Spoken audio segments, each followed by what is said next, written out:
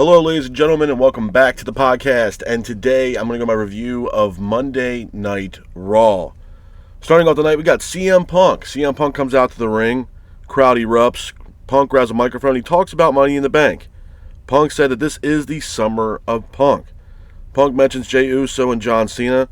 He mocks John Cena by saying that John had sold his soul to a bald fraud. I thought that was absolutely hilarious by CM Punk. Punk says that it's time to be champion one more time. After that, Punk is interrupted by Sami Zayn. Zayn comes out to the ring, grabs a microphone, tells Punk that he must win. He tells Punk that if Rollins wins Money in the Bank, Raw changes forever. Zayn tells Punk that we need him to win. Some interesting stuff there between Sami Zayn and CM Punk. Moving on from that, we go into our first official match of Monday Night Raw. It was a Money in the Bank qualifier matchup. It is Liv Morgan taking on Stephanie Vaquer and Ivy Nile. I thought it was a good match, man. Back and forth matchup between Morgan, Vaquer, and Nile, with Vaquer keeping the pace of the match. Vaquer then hits a Devil's Kiss on Liv Morgan and Ivy Nile. Liv then gets up, hits a Three Amigos.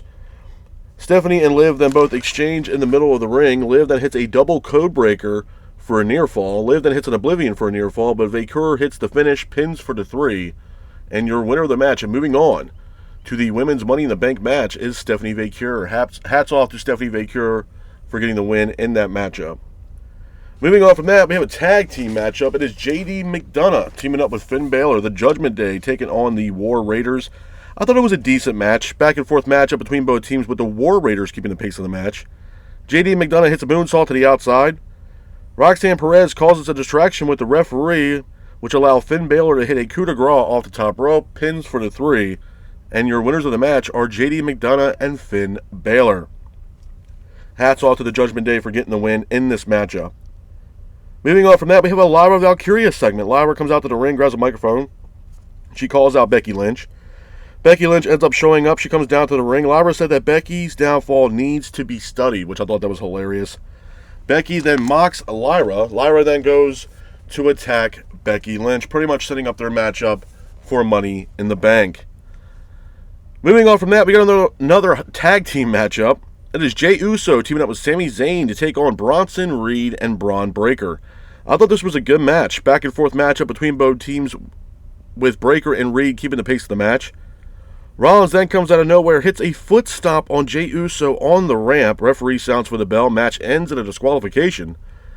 Zayn then attacks Rollins. Punk then attacks Breaker and Bronson Reed. Moving on from that, we go into our next match of the night. It's Kairi Sane taking on Raquel Rodriguez. I thought it was a decent match. Back and forth matchup between Sane and Rodriguez, with Kairi Sane keeping the pace of the match. Liv Morgan then attacks Kairi Sane with the referee being distracted. Kairi and Raquel then both exchange in the middle of the ring. Io Sky is here. Io then attacks Liv Morgan, which allowed Kairi Sane to hit an insane elbow off the top rope on Raquel Rodriguez, pins for the 3, and your winner of the match is Kairi Sane. Hats off to Kairi Sane for getting the win in this matchup. Moving on from that, we go into our main event of Monday Night Raw. It is AJ Styles versus CM Punk versus Grande Americano in a Money in the Bank qualifier matchup. I thought it was a good match, man. Back and forth matchup between Styles, Punk, and Americano, with Styles hitting a Styles Clash for a near fall. CM Punk and AJ Styles both exchange in the middle of the ring, but Punk hits a GTS on Grande Americano in the middle of the ring. Bronson Reed and Breaker are here. They attack CM Punk. Jey Uso and Sami Zayn then attack Reed and Breaker, which allowed Americano to hit a headbutt on AJ Styles off a springboard from Styles, pins for the 3, and your winner of the match. And moving on to the men's Money in the Bank matchup is Grande Americano. Hats off to Grande Americano for getting the win in this matchup. Couple things I want to talk about with you guys, man, specifically about Monday Night Raw. I've said it week in and week out, man.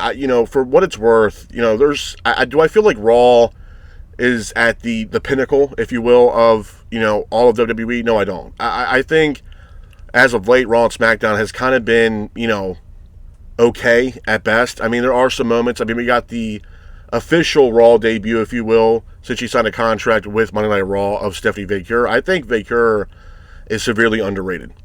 I think Stephanie is going to do a lot of great things on the main roster, specifically in that women's division in WWE. I think it's a great addition to Monday Night Raw. She's a force to be reckoned with. She was great in NXT. So it's a great addition for Monday Night Raw. She's on her way to Money in the Bank. She also has a matchup, a tag team matchup, I believe, teaming up with Lola Vice in the Worlds Collide event that's taking place this Saturday at 3 o'clock. So definitely looking forward to that. I will be doing a review for Worlds Collide for you guys. I'm definitely excited to watch that event, to see, WWE pretty much go head-to-head, if you will, with AAA. I'm definitely excited for that, and we'll see how that plays out. But I will have a review for you guys for Worlds Collide. Let's start off with the beginning of the night, man. We had CM Punk. CM Punk, his mindset is getting a chance to win the world title, which I'm all for that. I think this might be the Summer of Punk. I think the Summer of Punk that we're all looking for is probably going to most likely happen this year at SummerSlam. SummerSlam this year is 2 nights, both Saturday and Sunday night in August. So I think that's where we're going to have more of a CM Punk, Summer of Punk, if you will, this year. SummerSlam at MetLife Stadium in August. My thing is, though, we see Seth Rollins, Braun Breaker, and Bronson Reed. This is a hell of a stable. And a friend of mine I was talking to him the other day, and he actually had a really good idea. NXT is having a lot of call-ups here. We have Stephanie Vaquer getting called up. She's on Monday Night Raw. We have Julia getting called up on SmackDown. There's been rumors and speculations about Jordan Grace getting called up as well. And there's also been speculation about Ricky Starks, or a.k.a. Ricky Saints. What if Ricky Saints is the 4th and final member of Paul Heyman's Dangerous Alliance stable, if you will? And that was something that was brought to my attention from a buddy of mine. And you know what? I'm not hating it. I'm not hating it at all. There's been speculation that Ricky is moving up into the main roster. He just lost that NXT North American Championship, I believe, to Ethan Page. So there's a possibility that Ricky will be moved up to the main roster. And I think it would be perfect to have Ricky Starks a part, or Ricky Saints, a part of this new Dangerous Alliance 2.0 being headlined by Paul Heyman and Seth Rollins. I'm all for it. I think Ricky would be a great addition to this stable. He would be more of the, I would say the Ric Flair of this stable. And I'm all for it. I think, Ricky studying under the tutelage of Seth Rollins and Paul Heyman, and Heyman, kind of being the mouthpiece a little bit for Ricky Saints, even though Ricky Saints doesn't need it. I think it'd be great. I think, who knows if there's going to be a 4th member or not. Everybody was speculating who was going to be the 3rd member of this stable. We finally got it to be Bronson Reed. So I don't know if they're going to add a 4th member to this stable. But like I said, a buddy of mine approached me the other day and said, hey, what's your takes on possibly Ricky Saints joining the main roster and joining this faction? And I'm all for it, man. I think Ricky Saints would be a great addition to this new Dangerous Alliance 2.0. So we'll see how it plays out, man. But, we'll stay tuned for that. But hopefully, if it does happen, I'm all for it, man. I'm locked in for it. Speaking of this stable, though, this Seth Rollins faction that was going on right now in WWE is probably one of the best things going right now in all of WWE. And it's a strong faction, man. You got Seth Rollins, Braun Breaker, Bronson Reed, Paul Heyman at the helm. Pretty much the mouthpiece of this stable. It's a strong stable coming out the gate, man. And to be honest with you, I'm looking forward to Money in the Bank this weekend. And we're going to see how it plays out. I mean, both men's and women's Money in the Bank are looking very, very well with the lineup that they have. Even the card itself does not look that bad. And we also have Worlds Collide, which I mentioned earlier, taking place before Money in the Bank hits the airways. So I'm all for it, man. I'm locked in. I am interested to see how this relationship is going to happen, or this, new acquired AAA thing that WWE has, how it's going to play out. My speculation, my rumor that I feel like that's going to happen is that, now that they acquired, WWE acquiring AAA, this could be something where they might make NXT Mexico out of AAA and make it its own entity, if you will, under the NXT umbrella. I know that NXT is also entertaining the idea of having NXT Europe. And this might be the jumpstart to that. This might be the beginning of this NXT global, brand, if you will, by having these different entities like NXT Mexico and NXT Europe all under the NXT umbrella. This can be NXT in itself could have its own Worlds Collide with having different NXT, rosters in different countries like Europe, Mexico, different countries like that. So this might be the jump off, maybe, possibly. It's just a rumor for me that this could be something where NXT brands AAA as NXT Mexico. It very much could happen. So if it does, I'm all for it. I mean, AAA has a lot of really good talent. Most notably Vikingo. He's a part of AAA. He's having a matchup this weekend against Chad Gable. Should be one hell of a match. But they have a lot of talent.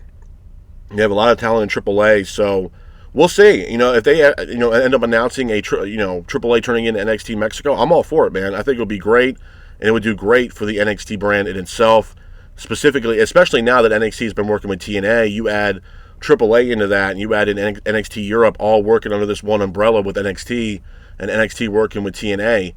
There could be a lot of great matches on the table for both TNA and NXT as a whole brand in itself. So I'm locked in for that. I'm excited for Worlds Collide this weekend. So, like I said, man, I will have a review for you guys for Worlds Collide.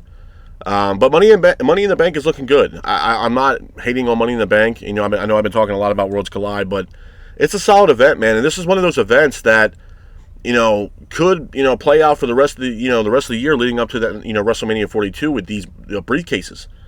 Because these men or women have the entire year to decide and pick the day they want to cash in to become world champions. So, it's a big deal. This is a big-time matchup, big-time pay-per-view for WWE.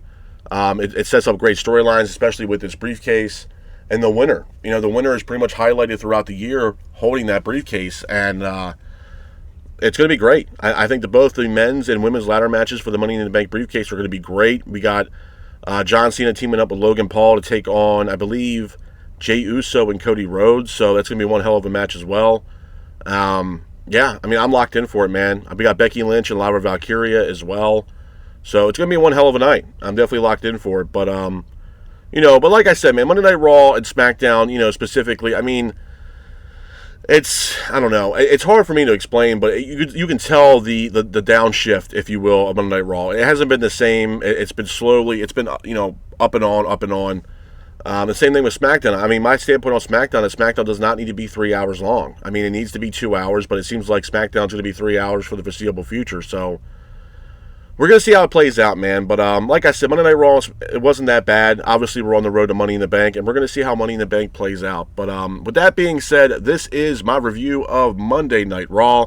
I hope you guys are out there staying safe. Be careful, and remember, stay classic. Peace.